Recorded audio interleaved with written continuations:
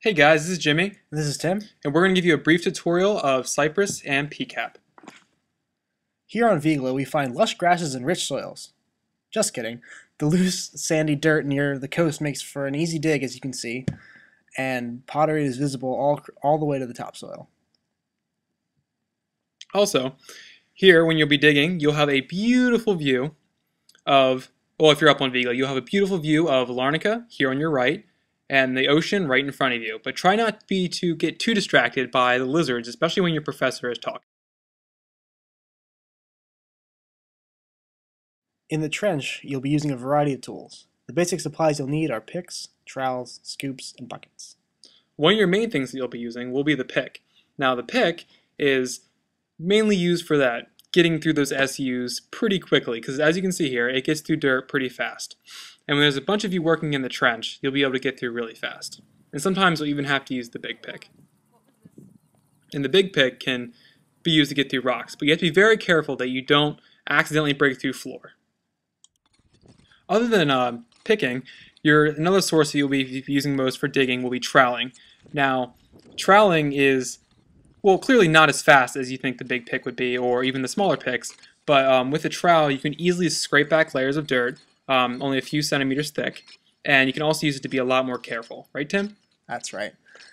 When you get down to sensitive context, you want to dig slowly so you can find the pieces of pottery or the other artifacts carefully without disturbing their place.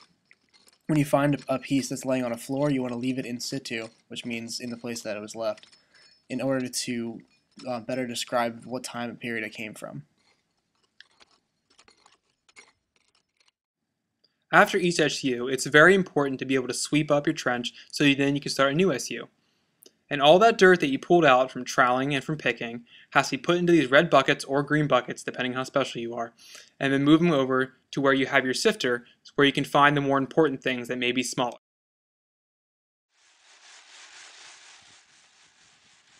On this project, we sift 100% of the dirt that comes out of the trench.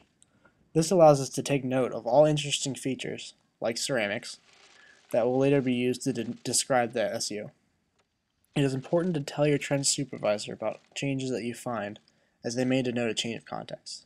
Also, be careful to look for things like not only pottery, but shells, bone, or maybe even things that kind of look like this, which are pieces of mud brick, which are very important in talking about the SU. And also, if you find anything that's really heavy and shaped like a football, that's a sling bullet, and you should definitely tell somebody immediately about that. Also, something that's very important in the trench, especially after completing an SU and sweeping up, is to make sure that your scarp walls are perfectly straight. These are something that is very important because you don't want your trench to slowly come down into a cone at the bottom. So what you do is you either use a trowel or you can use a pick to keep your scarp walls very straight. And it's important not to let anything fall out of the walls. And also, it's important to keep it straight because then you can see the strata layer within the scarp walls to let you know better where you are in the trench. Sometimes you can be a little bit more aggressive while cleaning the scarp wall, because there are things that'll come out better if the scarp wall is very straight in the scarp wall drawings at the end, which allow the trench supervisor to make a better description of the trench as a whole.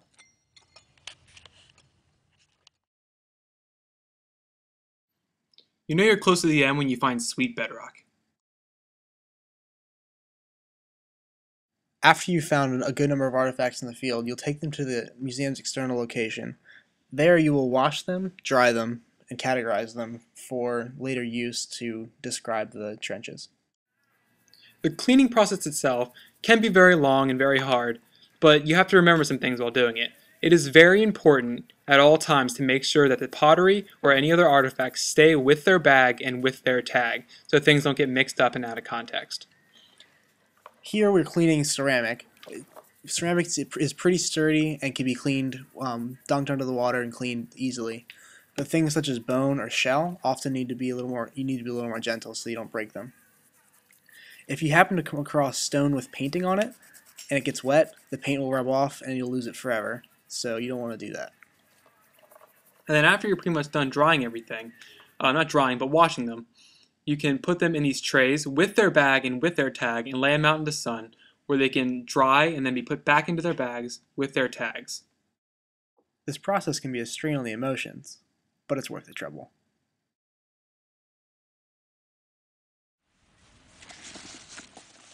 Dehydration is a big risk here on our project, so you need to make sure you're having enough water all the time.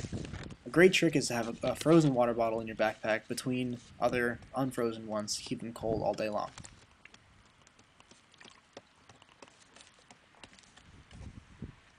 Yeah!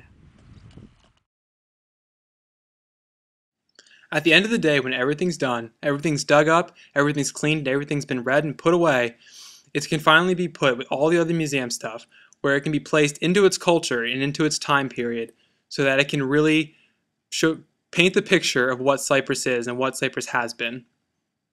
With this hopefully helpful tutorial video, I'm Jimmy. And I'm Tim. Hope it was helpful.